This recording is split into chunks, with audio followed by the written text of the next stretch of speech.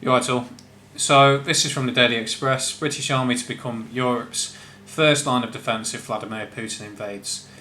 You gotta love the British soldiers. They're always up for it, and the photos the photographer's got on this is pretty fantastic as well. Got to say. Now, however, what I do want to say is, what about our own borders? There was no better example of this when Boris Johnson went flying out to Ukraine to meet Zelensky, while our own borders were literally. I think the actual news report was Boris Johnson goes to Ukraine to meet Zelensky, and then the next report was something like record number of migrants land on the shores of Dover. The irony of this is unbelievable. When are we actually going to use an army? Really, you think historically? So let's use King Harold's army. Once upon a time, he was up at Stamford Bridge in East Yorkshire fighting the Vikings, and there's an interesting story where one of his soldiers went under the bridge and jabbed a Viking soldier from underneath, and that's how they managed to win. And after that, we had to run all the way down to Battle near Hastings to obviously meet the Normans who were invading at the same time. That's what an army should be about, really, fighting and defending its own country and its own borders. Now, this whole Russia-Ukraine thing, we've been more or less shadowboxing and flexing our muscles on their border since 2011. So at some point, the big Russian bear was going to get pretty wound up and fed up. It's probably all part of a script. It's probably like the global elite moving chess pieces around and laughing and playing at us. It won't be their sons and daughters getting killed, will it? And it's the same as the Iraq War, the Afghan War. It's always the same tyrannical dictator that presents to the public. But we've got enough problems here. You can barely go into a British town or city and be safe anymore. So the whole thing's ludicrous. And what I find quite worrying as well is when I scroll through the comments, whenever it's got anything to do with war, the army, they never mention. I seem to be the only person mentioning this. There's literally no mention about our own borders. Here we go, found one. Defending the channel from invaders has been a real success, and the Americans as well at the minute are getting absolutely flooded with African migration from the south. Obviously, the media is calling them Mexicans, the same as over here they're calling them women and children, but there's none. And it's the same thing in America. They're all Africans, but they're calling them Mexicans. And the American lads, bless them, they'll probably get on that plane and go and fight Russia, but you'll have no country to go back to, I can assure you. And unfortunately, it's going to be the same for Western Europe as well. Yeah, and there you go. War is organised murder, nothing else.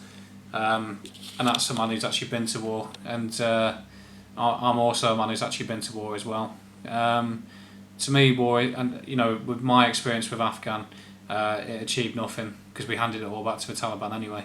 There's a lot of stories anyway about lithium caves and opium fields and stuff, so it wouldn't surprise me at all. These are things you learn when you get a bit older, though.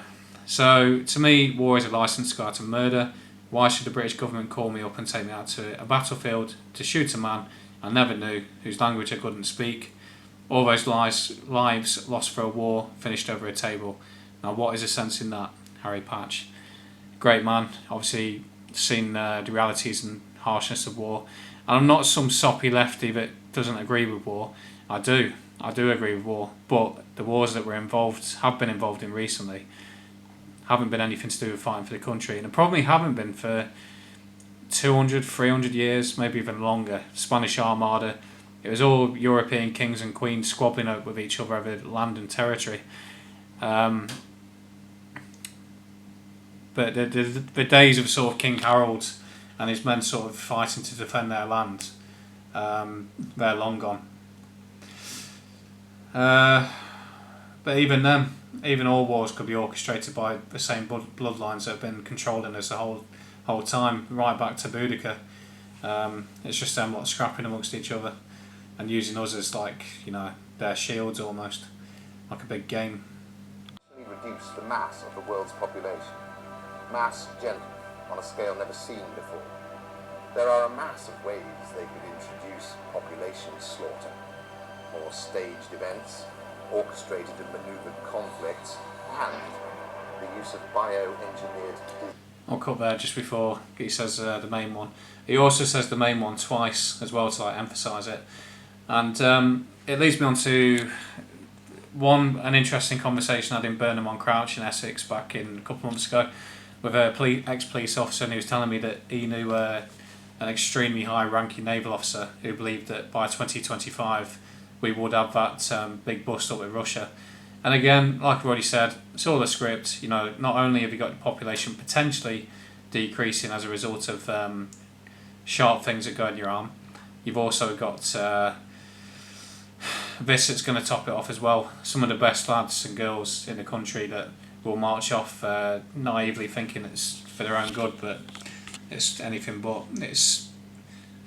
However, what I'd like to finish with is to be a bit optimistic. It doesn't mean this is going to happen, and also there's a good song, a good lyric in the chorus in this Oasis song, "Go Let It Out," which reminds me of something. So.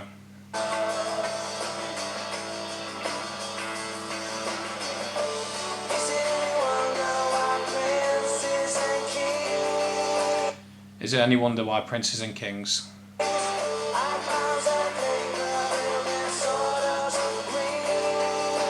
Are clowns that caper in their sawdust rings, probably referring to all the champagne parties and so on, or Davos meetings, etc.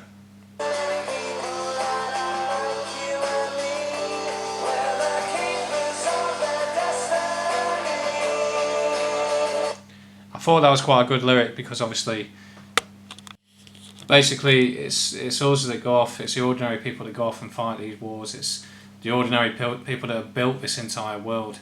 Obviously, they haven't built it; they've orchestrated it, but we've built it for them. You know, and they've got us under their thumb now because of finances and law.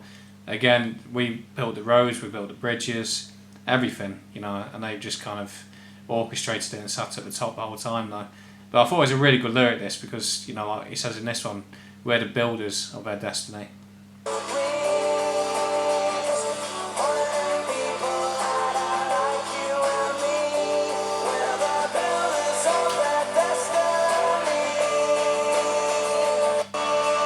And he even walks past the Queen here.